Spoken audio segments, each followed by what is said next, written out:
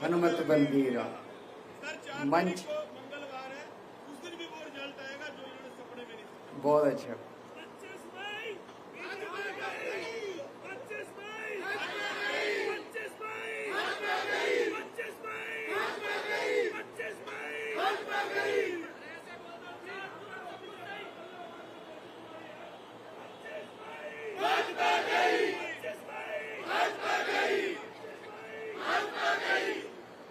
मंच पे मौजूद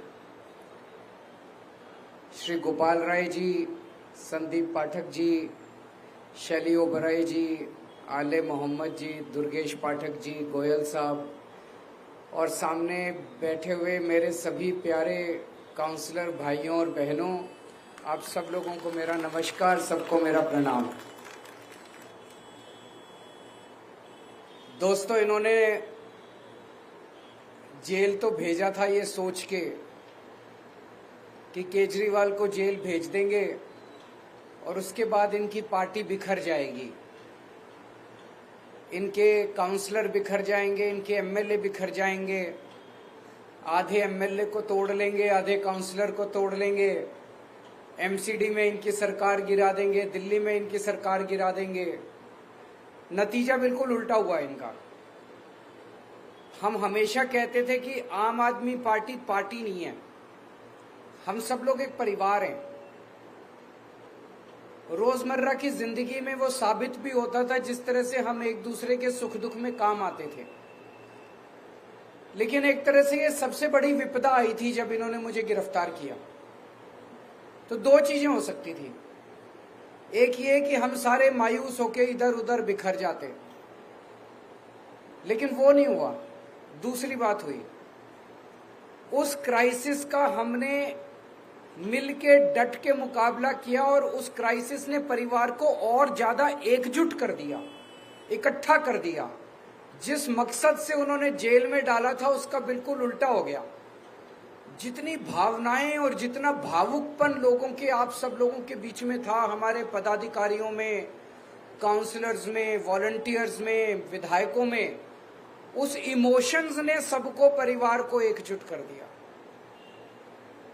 हमारे कई लोगों को इन्होंने तोड़ने की कोशिश की, काउंसलर्स को तोड़ने की कोशिश की, एमएलए को तोड़ने की कोशिश की, कोई नहीं टूटा, कोई नहीं टूटा।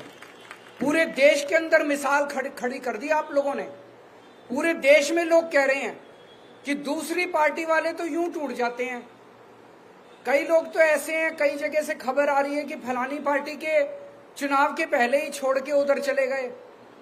हमारे वाले पूरी कोशिश के बावजूद न पैसे से बिकते, न ईडी के डर से छूटते, कोई तो तोड़ ही नहीं सकता हमारे वालों को। इसके लिए मैं आप सब लोगों का बधाई देना चाहता हूं और पूरे देश को गर्व है आप हमारे नेतृत्व के ऊपर, हमारे काउंसलर्स, हमारे एमएलए, सबके ऊपर। जैसे कहा जाता है ना कि यदा, गीता में लिखा, यदा यदा ही धर्मस्य ग्लानिर्भवति भारत। जब जब धर्म कमजोर होगा, एक तरह से भगवान कृष्ण ने पूरी विश्व को ये विश्वास दिया है कि मायूस होने की जरूरत नहीं है, मैं हूं। भगवान ये कह रहे हैं, मैं हूं भगवान। वो ये कह रहे हैं कि जब जब पृथ्वी के ऊपर धर्म कमजोर होगा और अधर्म बढ़ेगा, तब तब चिंता मत करना, तब तब मैं प्रकट होऊंगा। मैं जन्म नहीं दूंगा, मैं प्रकट होऊंगा। भगवान दो तरह से प्रकट होते हैं। एक तो वो भगवान श्री राम के रूप में प्रकट होते हैं, भगवान श्री कृष्ण के रूप में, तरह तरह के रूप धारण करके स्वयं प्रकट होते हैं। और दूसरा वो परिस्थितियों के तौर पे प्रकट होते हैं। परिस्थितियां ऐसी पैदा कर देते हैं कि आपको अपने आंखों से भगवान दिखाई नहीं देते, लेकिन आपको अचानक लगता है ये कुछ तो हो रहा है, कुछ तो हो रहा है कि सब कुछ ठीक होने लग गया है।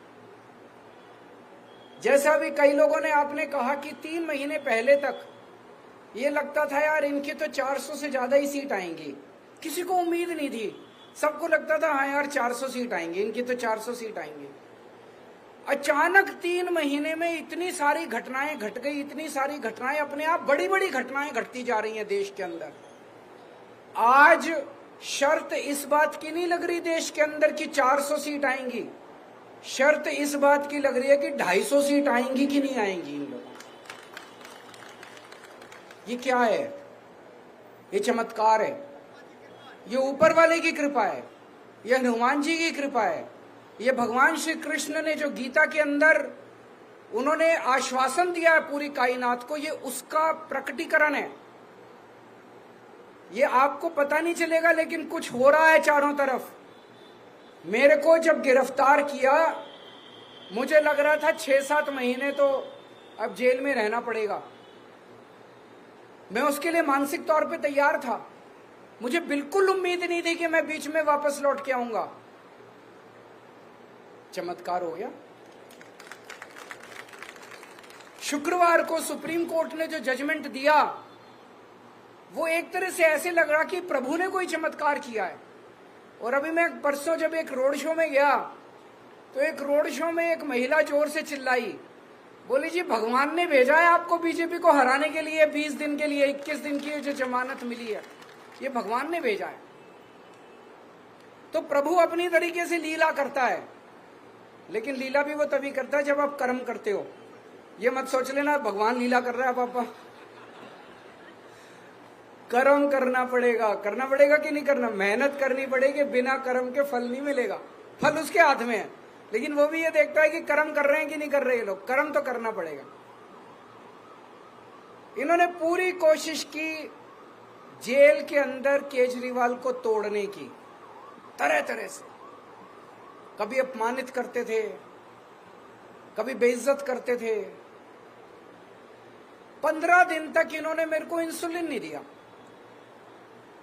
मेरे को 20 साल से शुगर की बीमारी है और 10 साल से मैं इंसुलिन पे हूं। शुगर की बहुत हाई लेवल की बीमारी है मुझे, और मैं डेली 52 यूनिट इंसुलिन लेता हूं। 52 यूनिट बहुत ज्यादा होते हैं, 52 यूनिट इंसुलिन लेता हूं। तो जब मैं जेल में गया डेली मेरा बढ़ता जाए, कभी 300, कभी 325, कभी 350। अब मुझे चिंता होने लगी, क्योंकि ज्यादा टाइम तक अगर शुगर हाई रहती है तो फिर धीरे धीरे आपकी किडनी खराब होने लग जाती है, धीरे धीरे आपका लिवर खराब होने लग जाता है और परमानेंट डैमेज हो जाता है आपके शरीर के अंदर। तो मैं बार बार डॉक्टर को बोलूं कि भाई मेरे को इंसुलिन दे दो, मेरे को, हाँ सर मॉनिटर कर रहे हैं, जरूरत होगी तो। मैंने कहा और क्या जरूरत होगी, 300 पहुंच गया, 325 पहुंच गया, और क्या। आप लोगों ने फिर आवाज उठाई, मीडिया ने आवाज उठाई, तो इनको मजबूर होकर इंसुलिन देना पड़ा। मेरी वाइफ मेरे से मिलने आया करती थी। ये तो कानूनी रूप में अधिकार है। जो भी अंदर कैदी हैं, चाहे आतंकवादी हैं, चाहे बलात्कारी हैं, चाहे हत्यारे हैं, हफ्ते में 2 मीटिंग आपको अपने परिवार से अलाउड है। आप अपने परिवार से मुलाकात कर सकते हो। एक दिन मेरी वाइफ को मना कर दिया इन्होंने कि आपकी वाइफ को नहीं मिलने देंगे। फिर वो अखबारों में छप गया, चारों तरफ शोर शराबा हुआ। तो 12 बजे आना था, उन्होंने 11 बजे फिर लिखा कि ठीक है आ जाओ। सवेरे 8 बजे ईमेल भेज दी कि आज की आपकी मुलाकात कैंसिल। फिर शोर हुआ बाहर, तो उन्होंने फिर 11 बजे उनको दोबारा भेजा कि ठीक है आ जाओ। मेरी वाइफ से मिलने से मना कर दिया। भगवंत मान जो कि पंजाब के मुख्यमंत्री हैं, वो मेरे से मिलने के लिए आए। जेल मैनुअल में लिखा हुआ है कि अगर जेल सुपरिटेंडेंट चाहे और अगर कैदी का बर्ताव ठीक है तो उनको कमरे के अंदर आमने सामने बैठ के इज्जत के साथ मिलवाया जा सकता है। मैं भी दिल्ली का मुख्यमंत्री, मैंने अभी इस्तीफा नहीं दिया था। वो पंजाब के मुख्यमंत्री, उन्होंने भी चिट्ठी लिखी। पंजाब के डीजी पुलिस ने चिट्ठी लिखी कि पंजाब के मुख्यमंत्री आ रहे हैं, आप कमरे के अंदर दोनों को मिलवाने का इंतजाम। उन्होंने जाली जो जेल है, जेल की जाली जो आप पिक्चरों में देखते हो, जाली के उस पार भगवंत मान और जाली के इस पार, तो बेइज्जती कर रहे थे। और इसका मेरे को क्या फर्क पड़ता है, हम वैसे बात कर ली हमने। लेकिन उनका मकसद केवल अपमानित करना था, उनका मकसद केवल बेइज्जत करना था। मेरे सेल में 2-2 सीसीटीवी कैमरे लगा रखे थे। मैं कितने बजे उठता हूं, कितने बजे लेटता हूं, कितने बजे खाना खाता हूं, क्या टीवी चैनल देखता हूं, एक एक मिनट की 13 अफसरों के कमरे में 13 ऑफिसर्स मेरे सीसीटीवी कैमरे की वो चलती थी टीवी के ऊपर मेरे से, तो 13 लोग मॉनिटर करते थे। रात को मैं कितने बजे उठता हूं, 3 बजे उठे ये बाथरूम करने के लिए, एक एक चीज मॉनिटर होती थी। और बता रहे हैं कि प्रधानमंत्री कार्यालय को एक उन्होंने फीड दी हुई थी, मेरे सीसीटीवी कैमरे को मोदी जी मॉनिटर कर रहे थे कि केजरीवाल कितने बजे। क्यों? वो ये देखना चाहते थे केजरीवाल टूटा तो नहीं, केजरीवाल डिप्रेशन में तो नहीं है। मैं उनको कहना चाहता हूं मेरे ऊपर भगवान हनुमान जी का आशीर्वाद है, बजरंग बली का आशीर्वाद। ऐसे नहीं टूटने वाला केजरीवाल, ऐसे नहीं टूटने वाला केजरीवाल। इनको लगता है यूं ही टूट जाएगा, ऐसे नहीं टूटने वाला केजरीवाल। तो एक तरह से खुंदक निकाल रहे थे पर्सनली, कोई भ्रष्टाचार का केस थोड़ी है। पता नहीं क्या खुंदक पाल रखी है मोदी जी ने मेरे खिलाफ, आम आदमी पार्टी के खिलाफ। वो क्रश करना चाहते हैं आम आदमी पार्टी को। लेकिन मोदी जी भगवान तो नहीं है ना, भगवान तो है, वो हमारे साथ है, भगवान हमारे साथ है। आज इनको सबसे ज्यादा डर किस चीज का लग रहा है? हमारे काम का। आज अगर हमने अच्छे काम नहीं किए होते दिल्ली में, ये 2 मिनट में हमें क्रश कर सकते थे।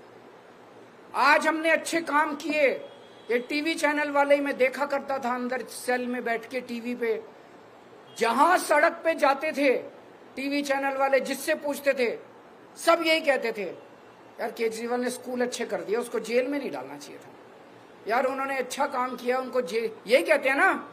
पहली लाइन होती है काम अच्छा किया है इसलिए जेल में नहीं डालना चाहिए था। हमने अगर काम नहीं किए होते तो जनता क्या कहती, निकम्मा है, अच्छा हुआ जेल में डाल दिया। हमारे काम की वजह से आज हमारी इज्जत है, हमारे काम की वजह से आज लोग हमें प्यार करते हैं, हमारे काम की वजह से बीजेपी हमसे डरती है। काम मत छोड़ना, काम करते रहना। अपने अपने इलाके में एमसीडी का सबसे बड़ा काम है साफ सफाई। साफ सफाई पे लगे रहना, वो मत छोड़ देना किसी भी हालत में, नहीं तो मेरे दिल को तकलीफ होगी। पक्की बात, साफ सफाई पे खूब ध्यान रखना। इनका मकसद है कुछ भी करके, इन्होंने मनीष को जेल में डाल दिया सोच के कि मनीष जेल जाएगा तो स्कूल बंद हो जाएंगे, होने नहीं दिया हमने, आतिशी ने संभाल लिया। इन्होंने सत्येंद्र जैन को जेल में डाल दिया ये सोच के कि मोहल्ला क्लिनिक बंद हो जाएंगे, अस्पताल बंद हो जाएंगे, होने नहीं दिया हमने। अब इन्होंने केजरीवाल को जेल में डाल दिया कि दिल्ली बंद हो जाएगी, होने मत देना दिल्ली, चाहे केजरीवाल को जितने साल भी जेल जाना।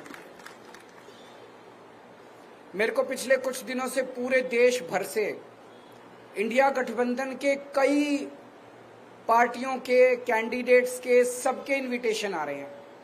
जितना मेरे से बन पड़ेगा अगले 21 दिन में ज्यादा से ज्यादा जगह जाके और प्रचार के लिए मैं जाऊंगा। इंडिविजुअल कैंडिडेट्स के फोन आ रहे हैं, आप हमारे यहाँ भी आओ, उत्तर प्रदेश से, बिहार से, महाराष्ट्र से, झारखंड से, जहां जहां बुलाएंगे, जहां जहां मैं जा सकूंगा मैं जरूर जाऊंगा, पूरी मेहनत करूंगा। और आपको भी मेहनत करनी है।